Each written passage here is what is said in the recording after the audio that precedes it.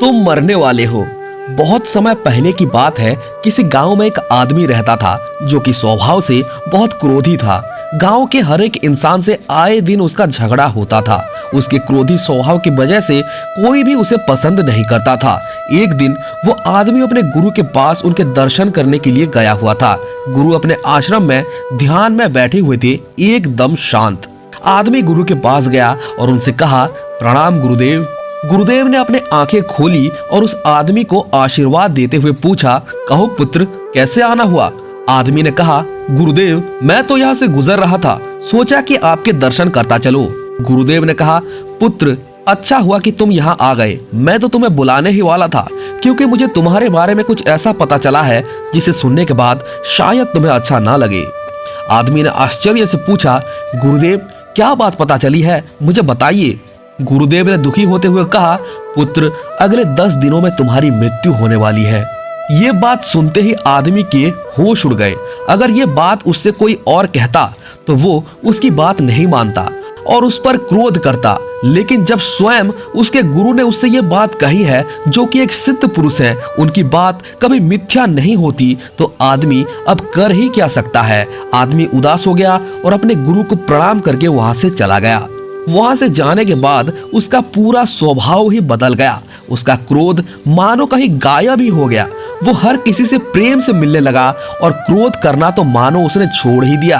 वो आदमी अपना ज्यादातर समय पूजा पाठ और ध्यान में लगाने लगा। और तो और वो उन लोगों के पास भी गया जिन लोगों से उसने कभी बुरा बर्ताव किया था, और जाकर उन लोगों से उसने क्षमा भी मांगी।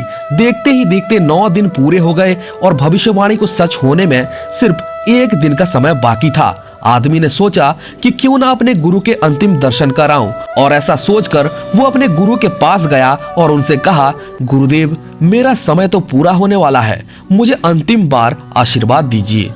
तब गुरुदेव ने कहा, पुत्र, मेरा आशीर्वाद तो सदा तुम्हारे साथ ही है, लेकिन पहले ये बताओ कि तुम्हारे पिछले 9 दिन कैसे बीते? क्या तुम किसी से क्रोधित हुए, किसी को अपशब्द कहा? क्या तुम्हारा किसी के साथ झगड़ा हुआ?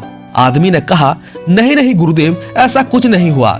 जब मुझे पता है कि अगले 10 दिनों में मैं मरने वाला हूँ, तो इन सब बेकार की चीजों में अपना वक्त बर्बाद क्यों करूँ? मैंने सबसे अच्छे से बात की और जिन लोगों से बुरा बर्ताव किया था उनसे क्षमा भी मांगी। तब गुरुदेव ने उस आदमी से कहा, पुत्र, जब तुम्हें यह पता था कि लोगों को क्रोध करना, उनसे अपशब्द कहना, ये सब बेकार की बातें हैं, तो तुमने अपनी जीवन भर ये सब क्यों किया?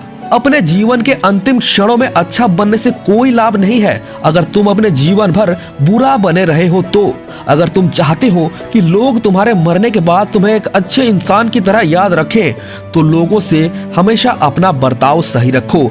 अच्छे बर्ताव से केवल ये नहीं पता चलता कि तुम कैसे इंसान हो, बल्कि इससे ये पता चलता है कि तुम्हारे संस्कार कैसे हैं। और जहां तक तुम्हारे मरने की बात है, तुम्हारे अंदर के अच्छे इंसान को बाहर निकालने के लिए मैंने तुमसे ये झूठ कहा था कि तुम मरने वाले हो। पुत्र, जब जीवन हमें हर हाल में जीना ही है, तो क्यों ना मुस्कुराकर जिया जाए।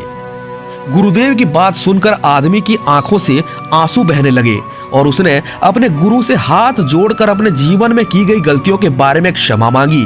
उसने ये प्रण किया कि जीवन भर लोगों से अच्छे से पेश आएगा, और उसने ऐसा किया भी। आशा करता हूं ये कहानी आपको अच्छी लगी होगी। ये कहानी सुनने के लिए आपका बहुत बहुत धन्यवाद।